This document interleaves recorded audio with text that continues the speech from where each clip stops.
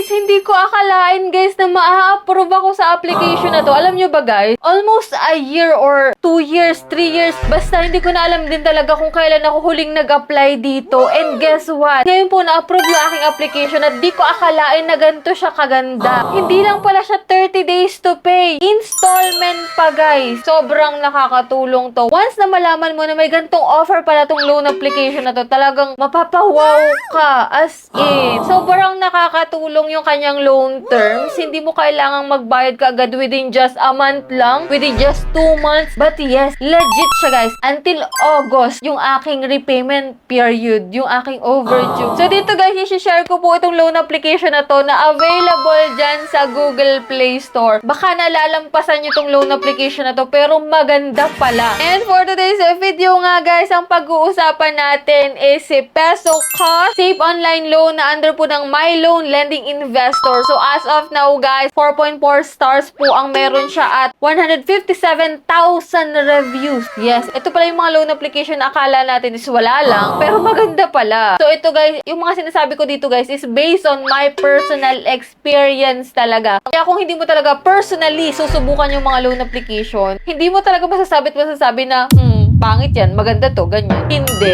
Ito nga guys, i-share ko po sa inyo kung magkano po ang nautang ko dito kay Peso Cash ngayong 2026. Pero wag nyo muna tong i-install hanggat hindi nyo pa nalalaman yung kanyang loan term, hindi nyo pa natatapos tong video na to. So tapusin nyo to hanggang dulo guys. So kung gusto mo ng mga gandang video para updated ka, nako, just click the subscribe button, turn on the notification bell, and be updated lagi sa aking mga latest upload. And yan nga guys, every week po kumukuha po ka ng 5 lucky winning. Kaya stay connected, stay active lang. And dito nga guys, puntahan na natin tong si Peso Cash. Ayan, available siya sa Google Play Store guys. And ito, kung nag-apply ako sa kanya, share ko lang sa inyo ha. Ito, may disclosure statement and privacy policy siya. So commonly din talaga naman nakikita natin sa mga loan app. So I agree with. Yan, kapag wala ka pang account dito, maglalagin ka using your active mobile number. Then may i-verify mo yung code, click mo yung login. And yan nga guys, automatic may papakita sa'yo na loan amount, which is 4,500 po yung sa akin. Hindi makita guys.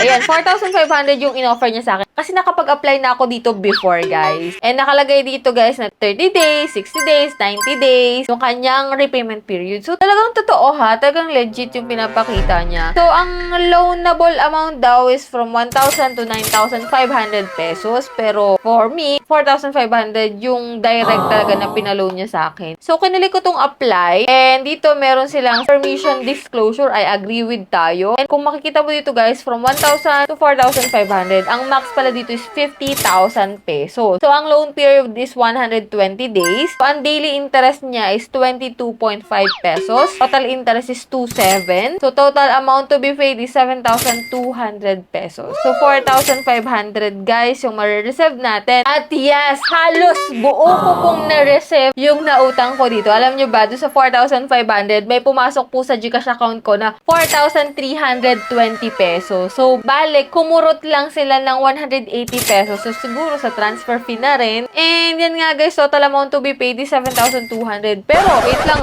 ito, may transfer fee siya na 20 pesos sa e-wallet, sa bank, and sa RD Pawn Shop M. Luhulier kapag wala kang mga e-wallet or bank, no? So, click natin submit. So, yan, sinabit ko na po yan. So, nakalagay naman dito guys, yung mga kinuha niya, which is itong processing fee na 160, transfer fee na 20 pesos. Kaya 4,320 exact amount kong na-receive yan. Napaka-detailed nila, no? Napaka-transparent ng application na to, si Peso Cash. Ngayon ko lang siya na-appreciate, guys. So, ayan, may scheduled plan dito, which is 8 terms ko siyang babayaran. At utay-utay yun ha. Diba may mga ibang loan application na sa, kahit pa sabihin na 6 terms yan, pero halos buo mo nang babayaran sa first scheduled payment. Ito guys, utay-utay, installment talaga. Kasi kung makikita mo dito guys, amount to be paid ko sa first schedule ko is 563 pesos lang. Interest is 338. Total amount to be paid is 901 pesos. So ito guys is, babayaran ko ay sa May 9, 2026. Every 15 days siya guys. Kasi May 9 ko siya babayaran, which is 901 pesos. So yan, same amount naman yung babayaran ko hanggang kawalong terms, which is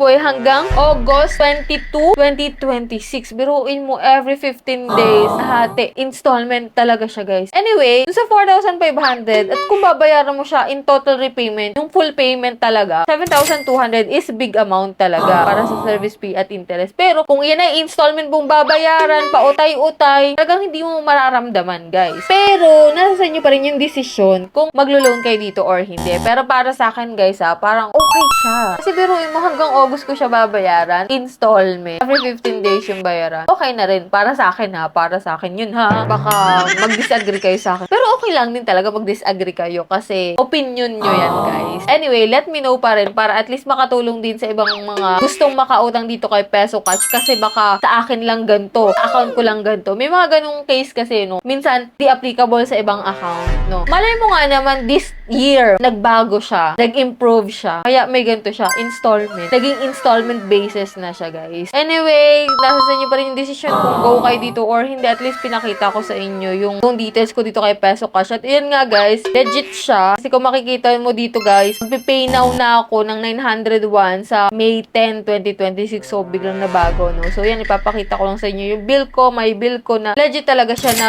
na-approve yung aking application. So, hindi ito invento lang. Ayan, total interest is 2,700. So, yan, guys. Nasa sa inyo yung decision ko kung go kayo dito or hindi. Basta, ito, shinare ko lang sa inyo na na-approve nga ako dito kay Peso Cash na dati is nilalagpasan ko lang na nakala ko ang pangit ng service. Pero okay pala. Goods pala. So, that's it. Yan lang po yung vlog natin for today and hoping ako nagkaroon kayo ng idea about dito kay Peso Cash ngayon 2026. So, that's it. Sa mga hindi pa dyan nakasubscribe, just click the subscribe button, turn on the notification bell, and be updated sa aking mga latest uploads. So, bye-bye na muna for now, guys. See you on my next video.